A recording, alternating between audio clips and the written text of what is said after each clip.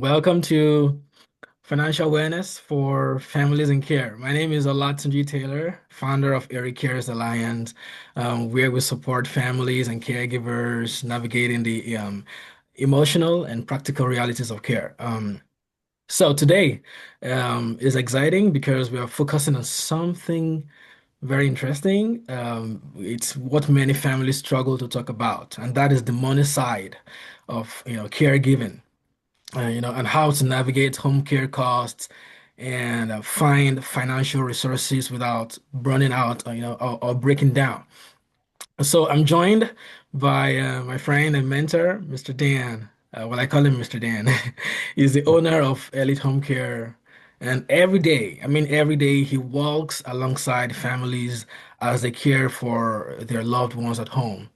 Dan, could you please introduce yourself a little bit more? Yes, you were doing great though. I like that.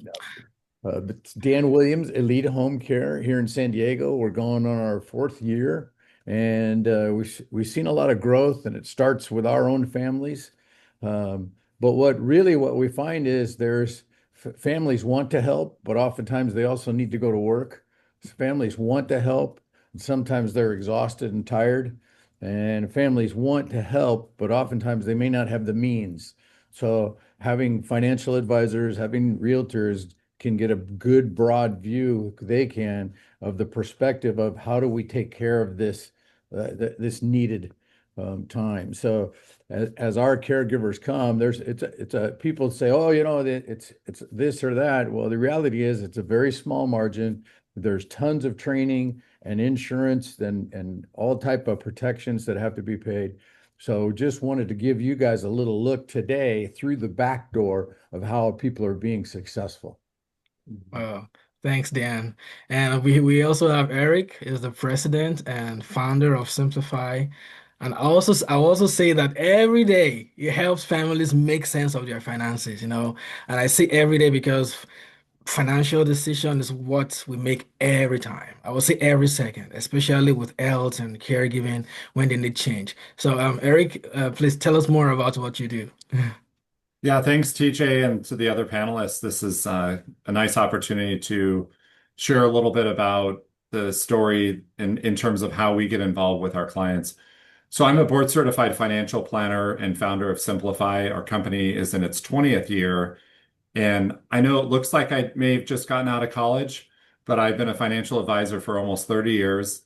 And we focus primarily on clients that are retired or about to retire. So our typical client right now is about 65 to 70 years old. Our oldest client just turned 100 a couple of months ago. And so this is very deep in what we deal with clients in terms of either caring for a parent or we're getting involved with children of our clients that are taking care of our clients because of either diminished cognitive function or falls or just long-term illnesses, ALS, Parkinson's, etc. So this topic is particularly near and dear to my heart because we have so many clients that are facing this. And so we are involved a lot when it comes to the finances. Mom and dad have IRAs, mom and dad have real estate. And so the function of can we afford it? Again, like Dan had mentioned, most families are overwhelmed with the care aspect. A lot of families don't know anything when it comes to finances about taxes and how to navigate those things. So this is something that we are working with, I wouldn't say on a daily basis, but certainly every month we're having a client that is in this particular situation that we're working with other professionals to help them navigate how to get from point A to point B. All right. Thanks so much, Eric. I appreciate that. And Dennis is thanks for joining us. Yeah. Is the president and founder of Rieder Homes. He also helps families to think about their home, not just as a shelter or a place they love, but also I believe as a part of key as a key part of their financial picture, if I'm correct. So Dennis, you want to tell us more about what you do? Yes, so that's very important, that stage of life, right? Where our clients go through. And then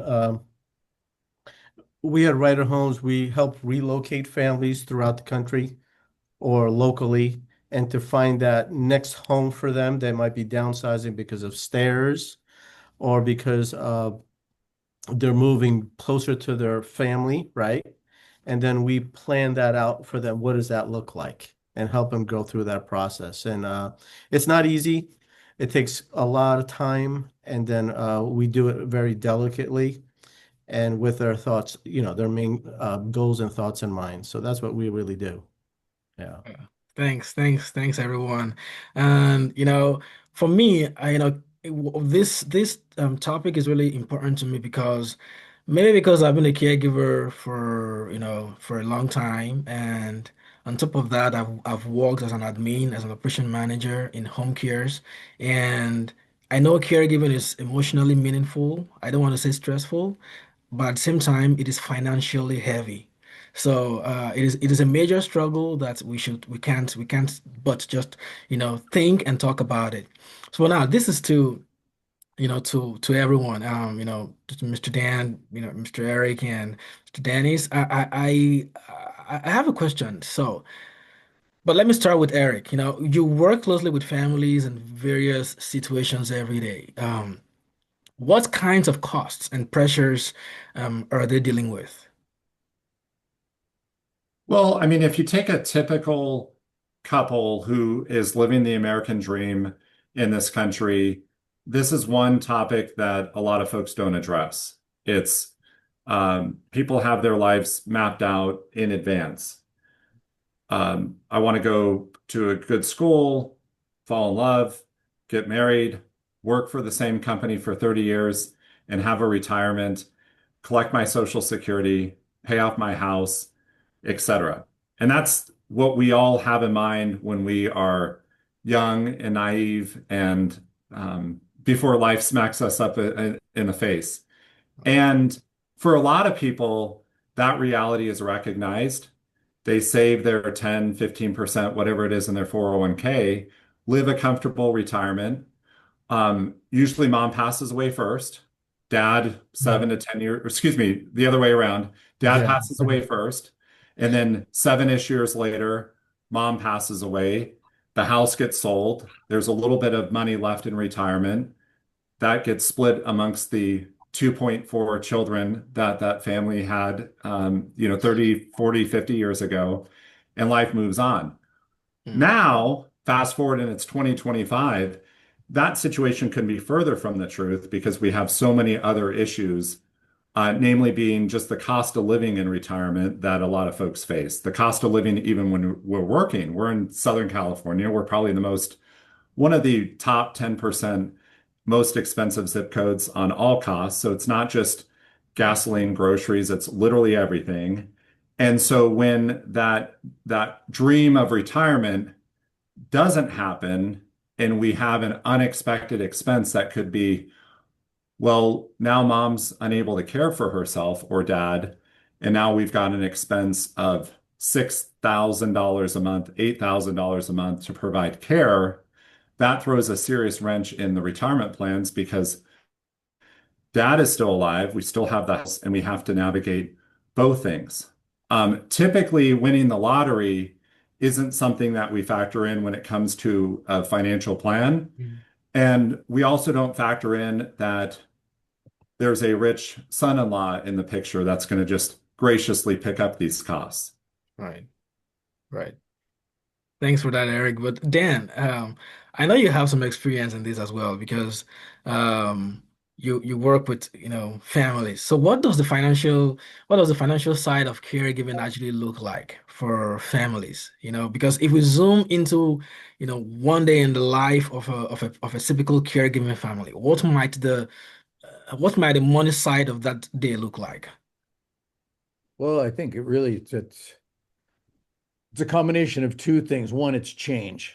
And a lot of times for seniors, that's hard. They Mm, have lives where they're driving and going to the grocery store and this, that, and a lot of times they're too old for that.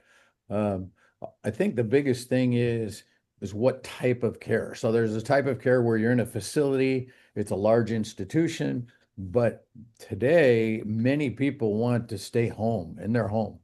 My parents said, "Hey, we're not moving until we're on a gurney and our boots are up." So that's the philosophy that they had because getting to owning a home, picket fence, two-car garage, that was the dream they had when they started with the finances and where they wanted to go. So what we do is we try to help them on an in-home basis. That it gives a lot of dignity to their loved one and it gives care from the family. Now, sometimes that's not possible because there aren't enough family members to help out.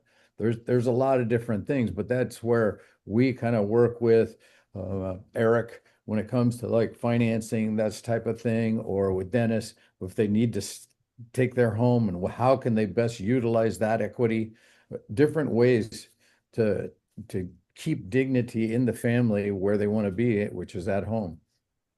Yeah, and I feel I think, it has, emotional weight, when families are going through or thinking about, oh, we are running out of money, Mhm. they have the guilt, the constant uncertainty. So I mean, I don't want to be in that kind of situation, and that is why today I see myself as a student, and even though I'm part of this webinar as a panelist, but I want to learn. Um, especially from Eric and Dennis. But before I move to Dennis, I want to quickly ask Eric again. So, in simple terms, like you said, you work, you specialize, in making sure that people retire well, with confidence, let me so to say. So, at what age or stage of life should an average American start thinking about financial planning, especially for, retirement or old age? Well, I think whoever's listening to this podcast, my answer would be right now. Right. And right now could mean age 25. It could be a listener that's, 53 years old. I think the biggest problem, well, there's lots of problems in society, but one large problem that I see as a certified financial planner is there is zero formal financial education in this country. So the average young adult will enter adulthood with zero financial literacy unless they pick up. I was very fortunate. I had parents that really pounded the value of a dollar. We talked about compound interest, work ethic, etc.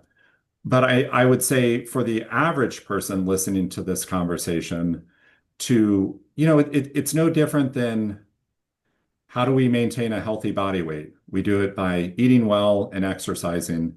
Preferably, we do that every day.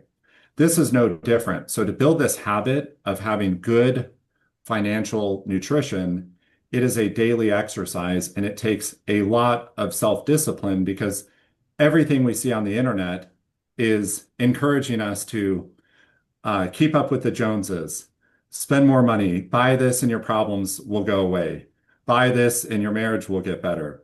Mhm. It really doesn't work that way. So, in terms of this whole concept that we're talking about, which is planning ahead for a successful retirement, planning ahead so mom and dad can stay in their home if they need to, or if they desire to, planning to stay in the home if I want to, and have that last quarter of my life be on my own terms. Right. That all requires reverse engineering, starting with the end in mind. And typically that means having a lot of self-discipline to take a percentage of one's income and start saving as much and aggressively as possible for that future, whether it's for you, your parents, or loved ones. Not one of my clients in almost 30 years have complained because they've had too much money in retirement. Not one. But I've had a whole lot of people complain saying, I wish I would have done this sooner. I wish I would have been more prepared. I wish I would have had more money to be able to prepare for this. Right. Yes. Oh Yeah. yeah. Good point. Yep.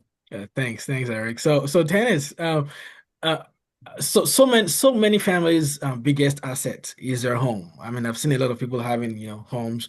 Um, but from your perspective, why is housing such an important part of this conversation as far as financial wellness is concerned? Yeah. the housing is a big part of it because, like Eric mentioned, they've been living there for many, many years, the American dream, and you get to this stage.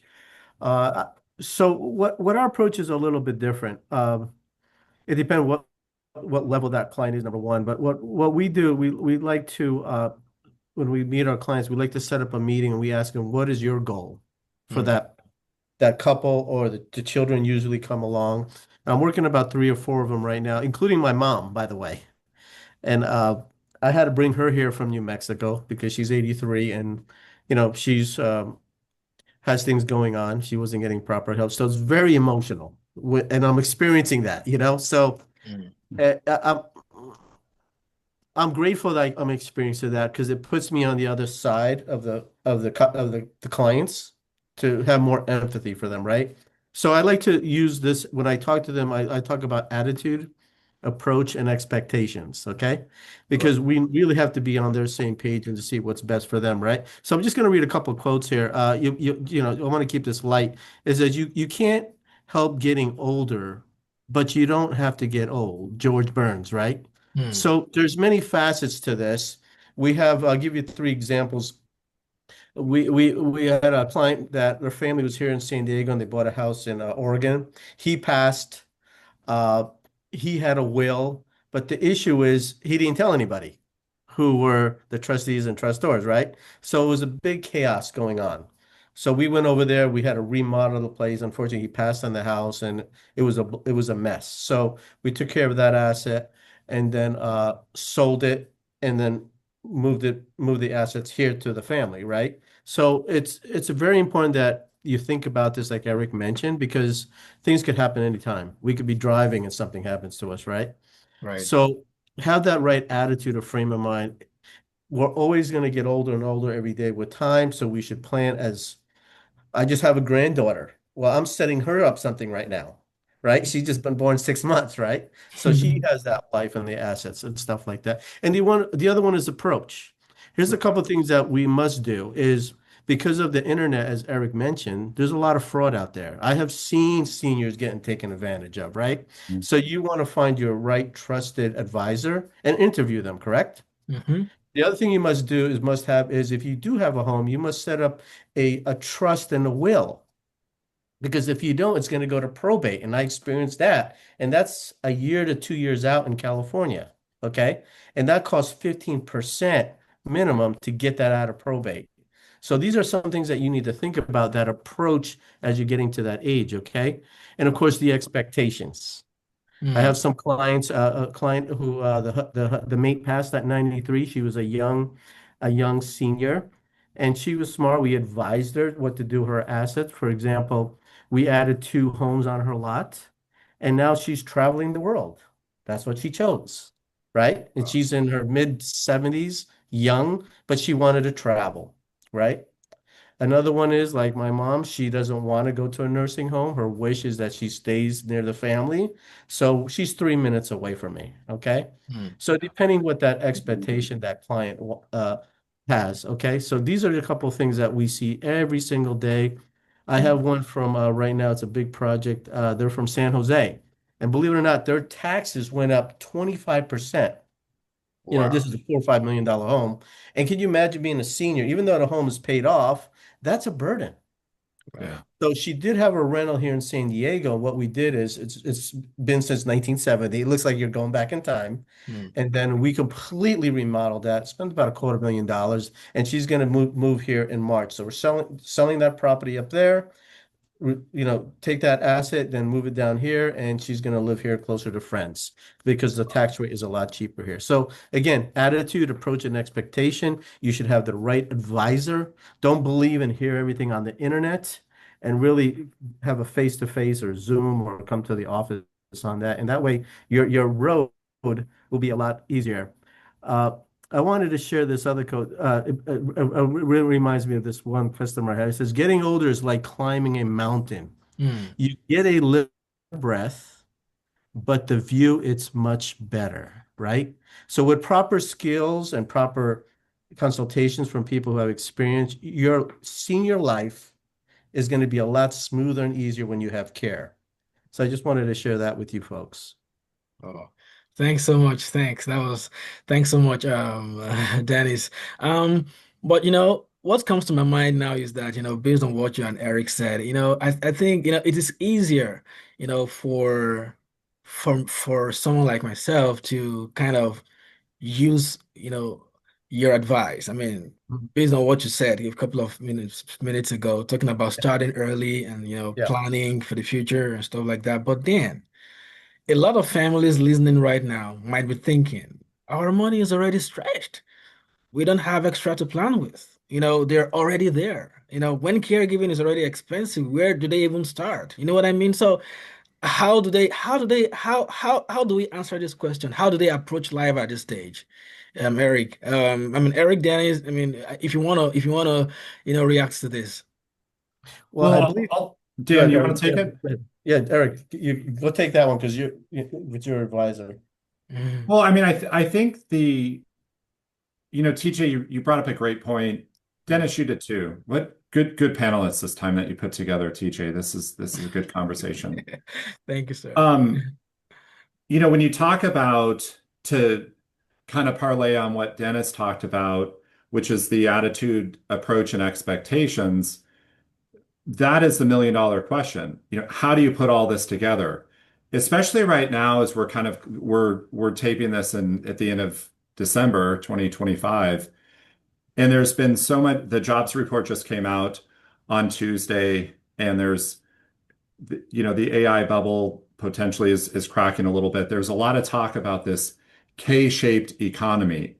And Mhm. so at the top of the K, those are high earners with assets, homes, real estate, investments in stock. They've got cash, good paying jobs.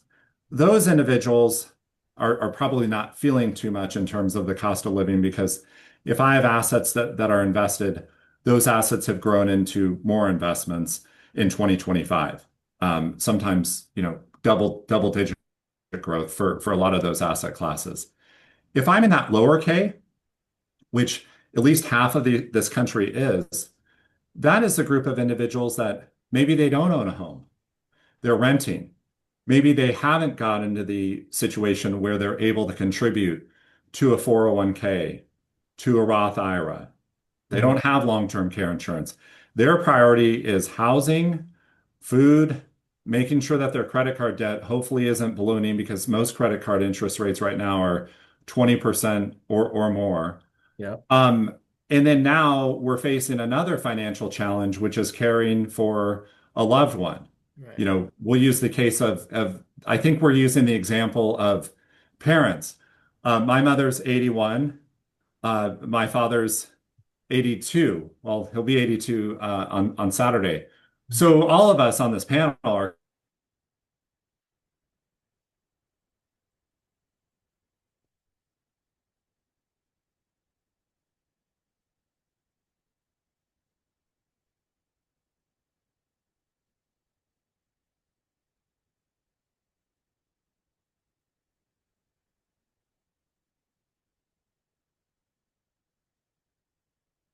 from a cost perspective, I think what you have to look at is how am I going to take care of this loved one and not get fired from my job when I don't have the resources to send this loved one to a facility overlooking the cliffs of La Jolla, which is a beautiful day today. Mhm. But who's going to have the 12 to $15,000, maybe even more than that per month to do that when I myself am living paycheck to paycheck?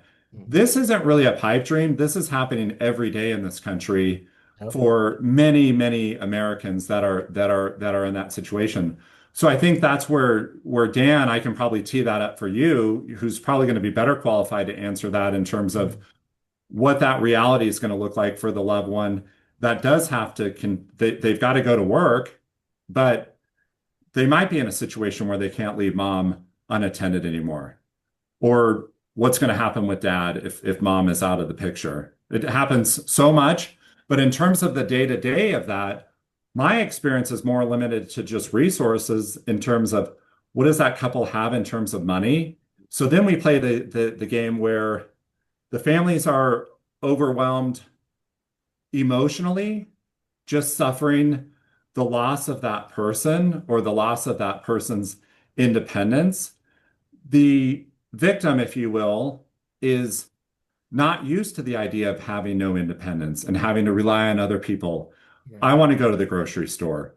I want to be able to pick up cards for my grandkids to send them for Christmas. I want to be able to do the things that I want to do. If I want to go down to Trader Joe's and pick up some flowers for my living room, I want to be able to do that. So there's like loss on so many different levels that what I primarily deal with is the financial aspect of things because that's where I'm best utilized.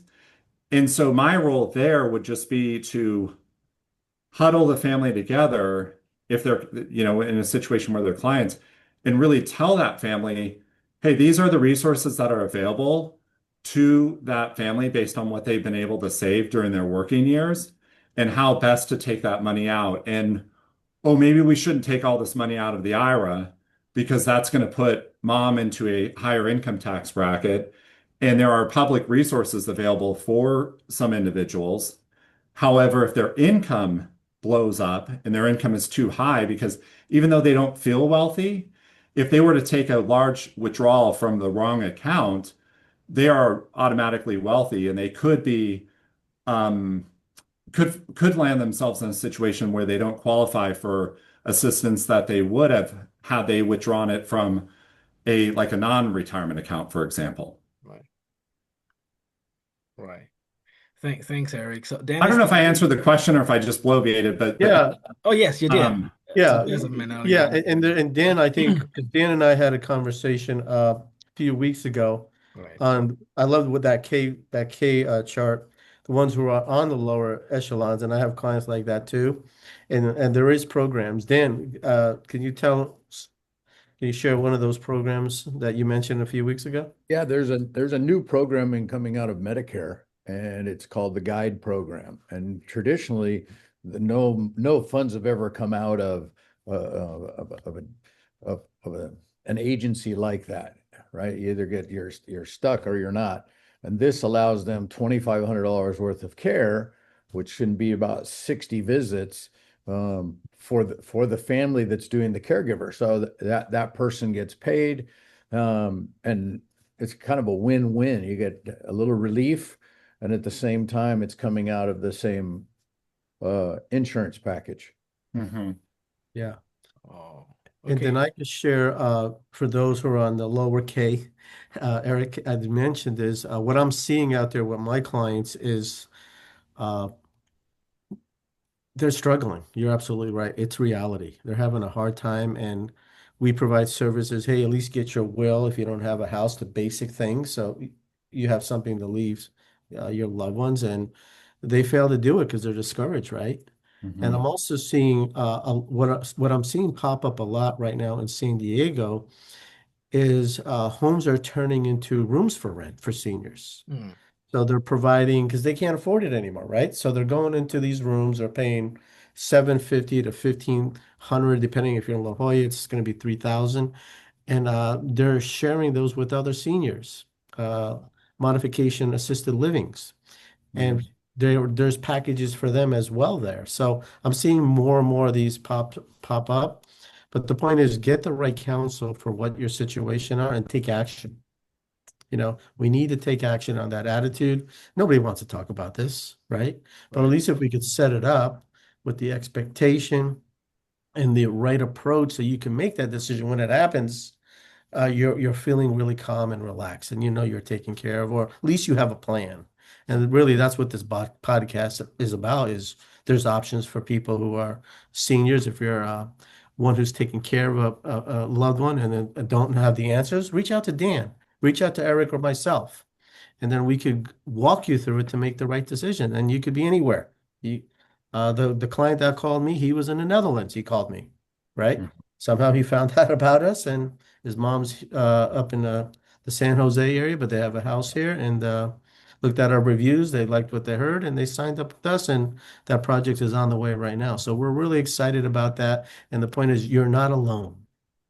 Right. There's people who really, really care and have empathy to hit your goals. And that's why we're doing these podcasts. I'm really excited about this one, Dan. Thank you for inviting me, by the way. Right. Absolutely. And I think really another thing is there are a lot of tools available for people. And that's one of the things that are kind of new. There's a RCFE, it's Mhm. just a residential home. And like Dennis said, you're just sharing a room. Mhm. But there is somebody there 24/7 if anything happens. So it's a growing industry because some people don't want to go and get into a place where there's 300 people having lunch at the same time. Right. Mm.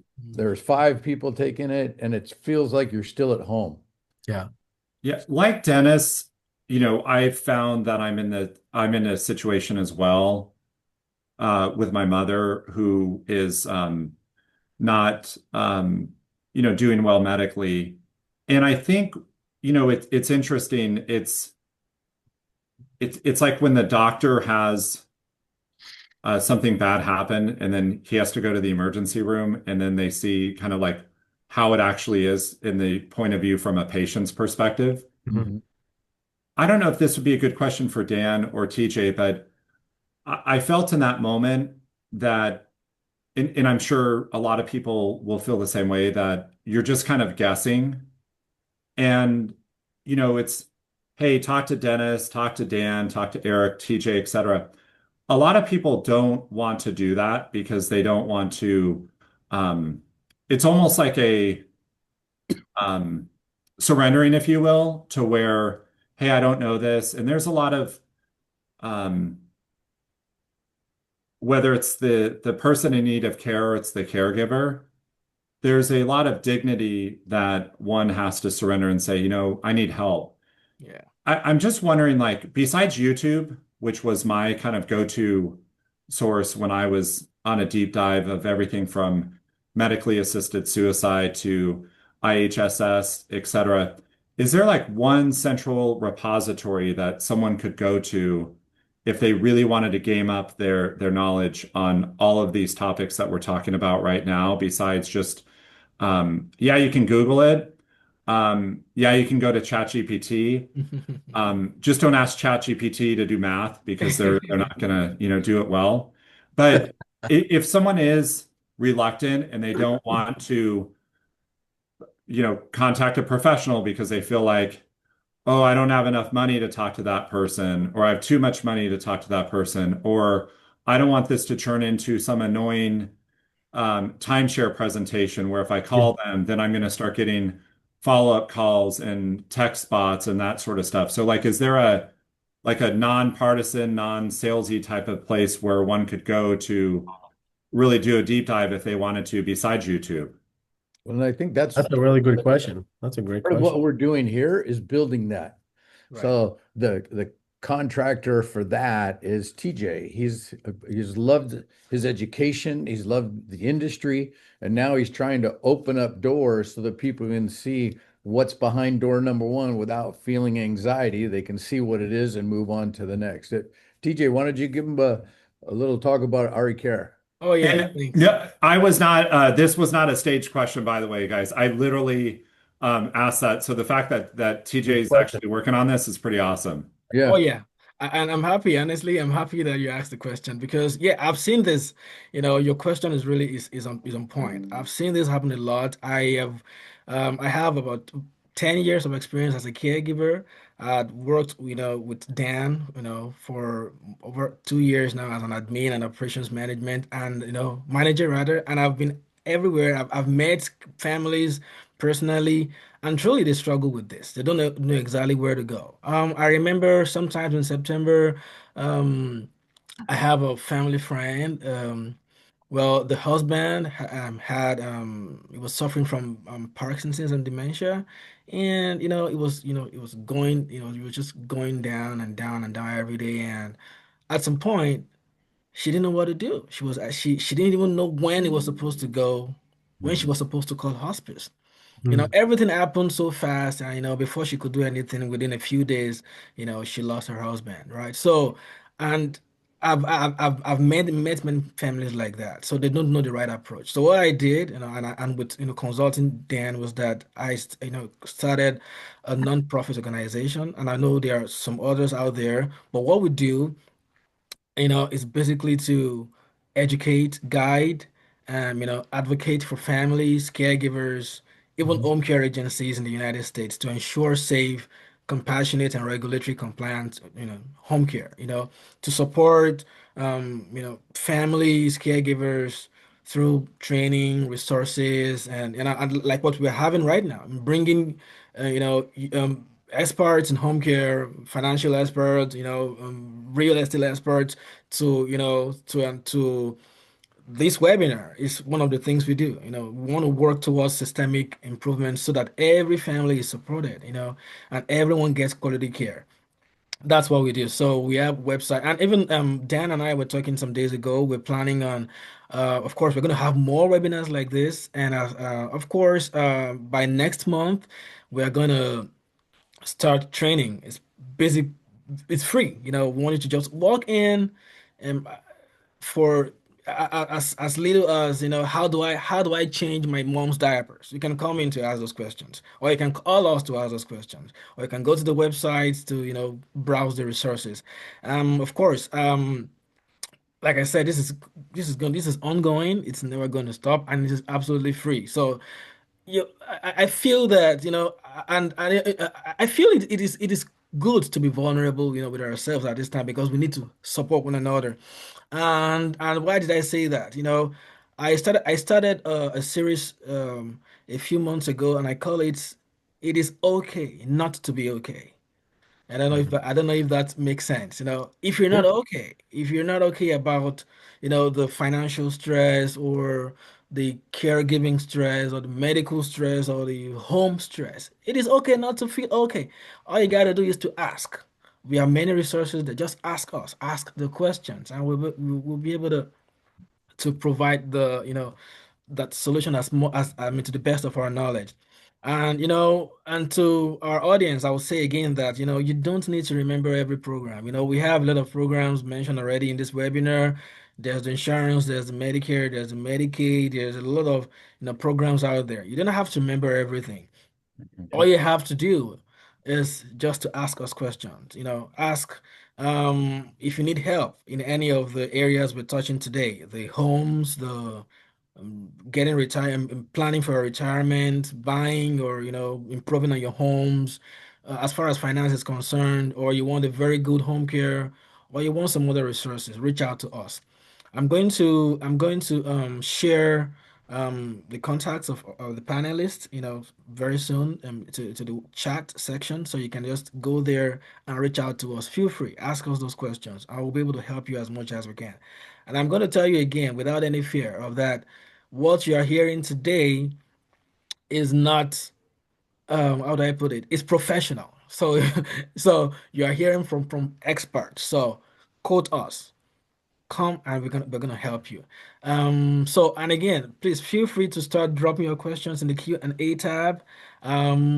Before so while we move on to pulling everything together. But then I still have a question, Mr. Dennis. Sure. One big question families face is that, do we stay and modify the home or move to something more suitable? Because I'm a novice as far as realty and finance is concerned, but I've heard people talking about reverse mortgage and stuff like that. I don't know what it's about. So That's a whole other topic. That's a whole other topic that we can talk about. Yeah, and I experienced that, and humbly, I've seen it'll say my age, the good, bad, and the ugly, right? Right. So you can have a discussion with options. If you're on the second floor and your knees are hurting, obviously there's ways you could deal with it if you want to stay there, right? And there's other ways, right? They have elevators now that'll go up and down, which it's really inexpensive. So there's ways. I did want to make one point when you mentioned that is also for veterans who are on this line, because I am a veteran, and Hmm. and one of the reasons I started this because I've seen a lot of veterans struggling, and they do have government programs. Mm. I do have clients right now as well who are senior veterans. Their loved ones have passed and they're living alone, and there's programs for them out there. And then we help them find that right housing to help them out because it's not easy. It's not easy, right? But Hmm. the point is, it takes two to tango, right? We're making the commitment now by announcing what the options are, but they also have to reach out to you, TJ, for help reach out to Dan and Eric as well, right? Right. And then there are options out there. And if they can remember that, that's the expectation. You're not alone. We live in the greatest country in the world. And if we find the right resources, we will get help. I want to leave it as that. Right. Thanks, Dennis. So pulling it together, right? I want to ask Eric, just this question before we move into some questions are coming in already. So, Eric, for the families who are listening and feeling overwhelmed right now, what is one concrete financial step they can start or they can take in the next 30 days?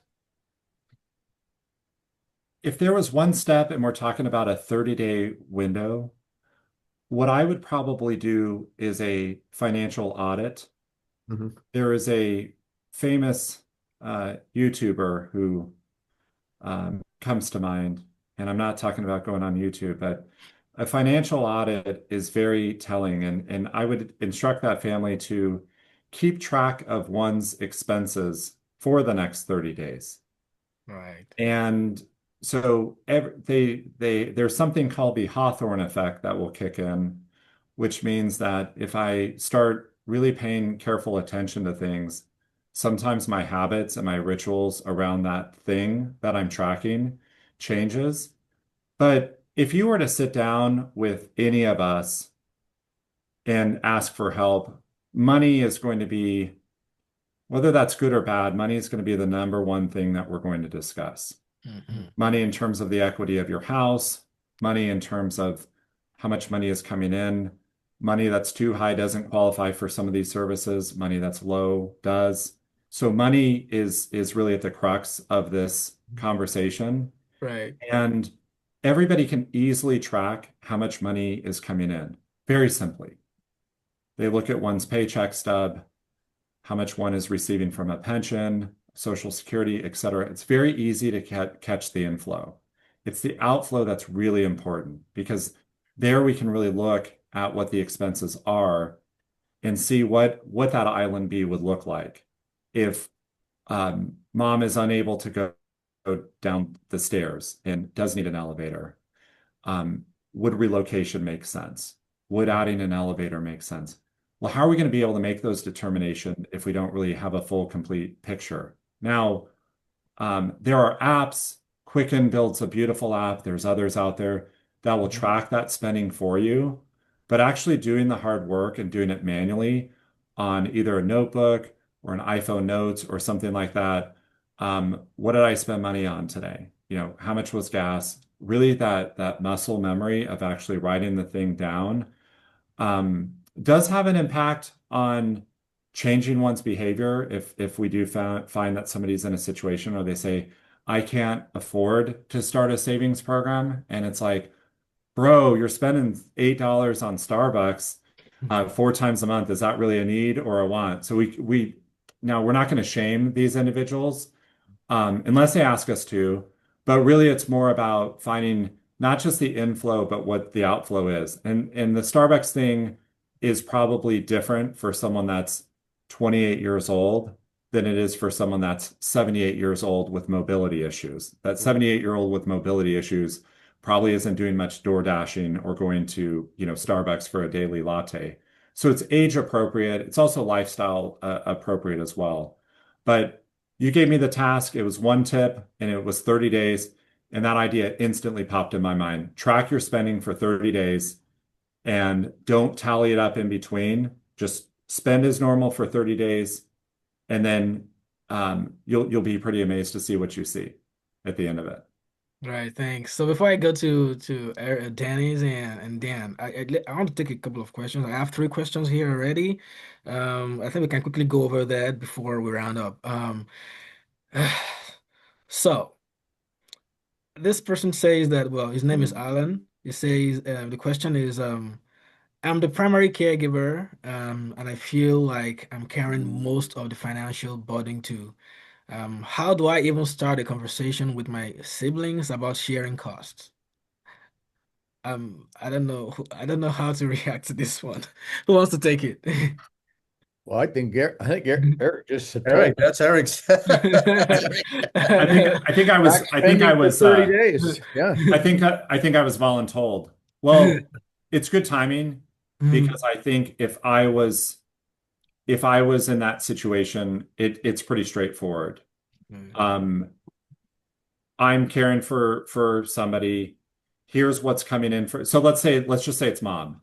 This is what's coming in for into mom's bank account. Like here's her income. I mean, this is exactly how I'd approach it. Um, I'm in a situation where my mother actually does need care, but I'm very fortunate at this point to where mother can afford her own care. If mom's resources were to evaporate, which could happen, then mom doesn't have any money. She has the same dream that Dan's parents had, which is I want to stay home. And so there's going to have to be who's going to bridge that gap. There's three siblings, and how does one split that up? Does everybody show cough up their last year's tax return and it says, well, this person's making twice as much, so they should pay 40%. This person should pay 30%, and the other person should pay 20. That didn't add up to 100, but you see where I'm going with it. right. So there's a variety of different ways to slice it up. But I think, hey, the holidays are coming up, and that's the other dynamic that a family has to look at is how is this family going to heal and what's going to be the long-term implications way after the caregiving stops. So 100% chance that we're all going to die. Someone that's receiving caregiving services is probably going to pass away sooner than someone that isn't, statistically. Mm. And what do I want this relationship to look like with my siblings after mom and dad are gone? Do I want it to irrevocably ruin that relationship? Because families have had friendships that have been ruined already, whether it's been COVID or who they voted for, or whether or not they want to wear a mask. I mean, that was stuff that we were dealing with, last couple of years. And so now you throw money on it, which is probably the most incendiary device there is in this whole topic amongst families. So the way I would approach it would be I would do a financial audit on mom, and I would say, here's where we're at with Island A. This is what's coming in. This is what the cost of care is. And then I would do it like in Excel or Google Sheets. And then I would do, when something turns negative, it turns red. And it doesn't even have to be that fancy. And I would say we need to, I'd like to have a meeting and see um, what everybody thinks of this and how we're going to be able to bridge the gap. I think if you take that approach of not being dictatorial or aggressive or controlling, and what one may think is controlling behavior that they do themselves, other people may not think that it's controlling. Or you could be the most passive person, but the fact that you're going to bring up the money word makes you an automatic jerk. Mm, So I would take the approach of not making recommendations, not really necessarily leading that meeting, but just having hey guys, I just want to have a conversation with you about X. Here's the present situation. I want to get everybody up to speed and just simply lead with that educational piece, not so much a problem-solving piece. right. And I have to remember that myself, even when I'm at home, because sometimes my wife will share a problem with me, and she does not need a solution. She just wants to share the problem and have somebody listen to the problem and listen compassionately, not immediately offer advice and solutions. It's something I have to work on because I always want to create a solution. I think taking that former role where you are simply educating, stating the problem, and saying, what do you all think, would probably be my first step, and I probably wouldn't be making any recommendations or anything there. And hopefully, the other family members, the other people who are jointly dealing with this issue will have some suggestions, and that will also contribute. But I think if you show up, hey, we got to figure out the money thing, or we need to have a money talk, I think you're going to have a lot of people that are going to be resistant to truly opening up and listening to what you have to say. Right, that's so true. That's right, Eric. So, but Dennis, this question is yours. So it's Devin. It says we live in a two-story house that's getting harder for my mom to navigate. So The question is, should we invest in modifying the home or think about moving, when we start thinking about Yeah. cost? The number one question as they get older. It's like kind of like Eric said, we got to put we cannot think in our mind, but we have to think on paper. Right. And we need to write down the pros and cons of what does A look like if we leave mom here with the remodel, etc. Who's going to take care of her, right? And what it costs, right? Versus depending what part you live in the country, what tax implications are that you have pros and cons if you do move her or downsize, right? Those are the questions you need to sit down. And that's a great question you're writing now. That's a great first question. Then go from there. And then it's possible, all these options, what's best for her. And if the house has been there for, 20, 30 years, it's probably paid off. And then it might be a wise step to downsize, right? So it just depends once again what the client wants, right? Attitude, approach, and expectation. And that's a conversation once again you need to have. Uh, some of my clients who with that question you have what do we do when we're talking about siblings? Uh, here's what I know because I've been in these heated family meetings and they're not fun. It's kind of like Eric said. So just remember this, unsolicited advice is criticism. Right. Mm. So really give that thought when you're giving advice out and ask permission. Mm. That's very important. You ask permission of what your thoughts are about this. If not now, when can we talk about it? So what we're doing with my family, just wanted to share, on finances. I'm supporting mom with my finances, and my brother is supporting her in the evening with visiting her, right? Because my time is limited.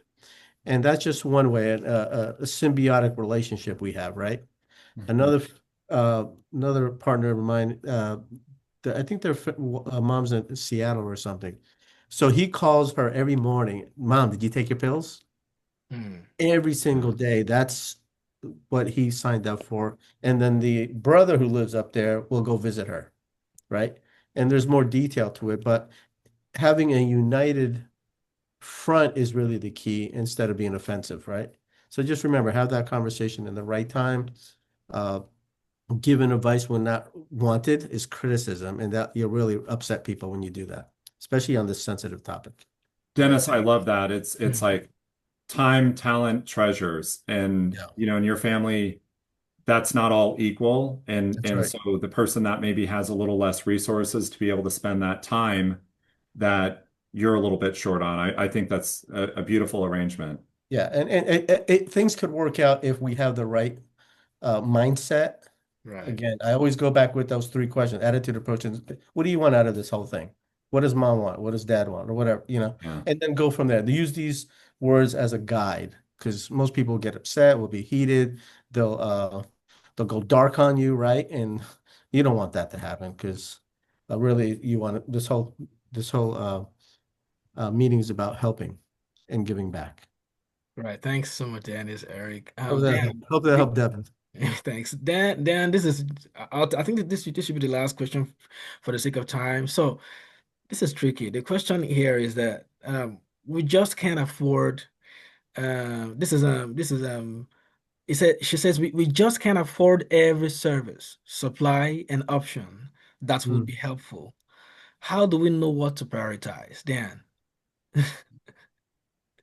Well, it does seem that way. So I think the way you're going to do it is what Dennis and Eric have just talked about it, and that's the attitude and the approach. I mean, if it depends on what it takes and what you got.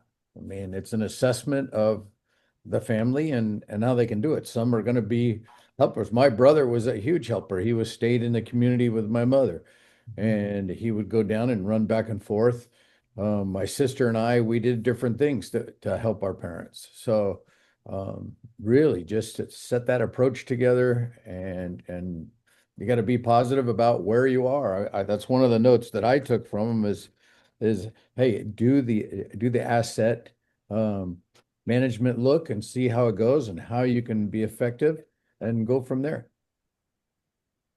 Yeah. Right. Thanks for that, Dan. For the sake of time, we'll be, wrapping this up. So, Dan, I'm going back to you as roundup. So I just want to ask, how do you and your team help families think through both care needs and financial reality? You know, because like Eric said, we want people to be able to speak out. We want them to freely open up to you, so when they need help. So, based on your experience or based on the programs you're doing now, how do you help families think through this? Well, I think that's part of what we do is we do a full assessment, not just on the potential client and what the needs are, whether it's dementia or transfers or different types of care that's needed, but we also assess the family and where they are financially to see if they can afford services. And if not, then sometimes we've sent them to the VA and they've been able to get some care. Sometimes we send them to some of the city programs and they can get care. It's not the same care that you get in your home one-on-one, but it's care. So a lot of that gives respite and time for the family to do the other part of the care. And so once you plan and have a plan sheet, then you can move forward. Yeah. Right, thanks. So, Eric, do you have any closing remarks before we go? No, I appreciate both of all three of you, including me on this panel. And I think if there's just one person out there that this has helped in terms of to be able to provide a little bit more clarity, I think just it's very unique that 3 out of 4 of us are dealing in real time Mhm. with this situation or have dealt with this situation in the last couple of years. So this just tells us that the this reality is not something that might happen or it's like really far off. I mean, these are stories that are going to happen, and they're probably going to see an uptick as our maybe our lifespan is increasing in this country thanks to the pharmaceutical industrial complex.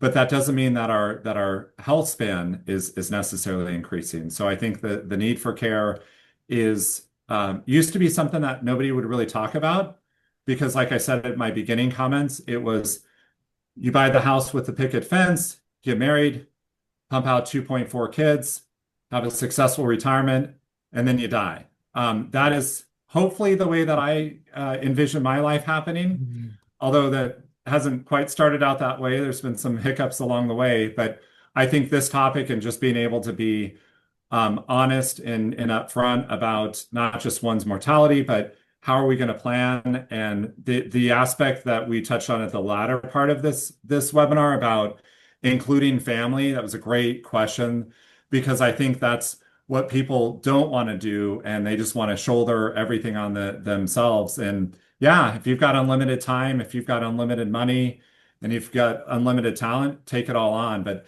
that's going to take a toll somewhere else. That's going to take a toll in a different part of your life. So ask for help is probably my concluding thought. Right, thanks. Dennis? I want to leave it off as whatever families are going through, it's not easy. And I'm experiencing that right now. But I just want to leave this quote here for us to think about. So when we go into this stage of our life, whoever we're helping, either ourselves or a friend, it could be a friend or family member. I just got a call this morning. One of my good friends, she's in the 80s. She's really, really been sick and she does not want to go to the doctor. So we're fighting with resistance. And the husband called me and said, "Hey, I need your help." And really, once again, that's what we're here for, is to help people. Because at times when they get older, I don't want to say the word, there's hiccups in thinking. I Mhm. can do it myself. Don't tell me what to do, right? And it could go on and on. These are real people who are having real problems because they can't do what they used to do, right? So here's the quote I want to share with you. Be the change you want to see in this world. Right. Be the change you want to see in this world. And that's from Gandhi, a man who did so much with no money, no weapons, and he changed the whole country. Well, we could change our community here, one family at a time, by giving great advice, by being sympathetic and humbling ourselves, because we're going to get there at one time.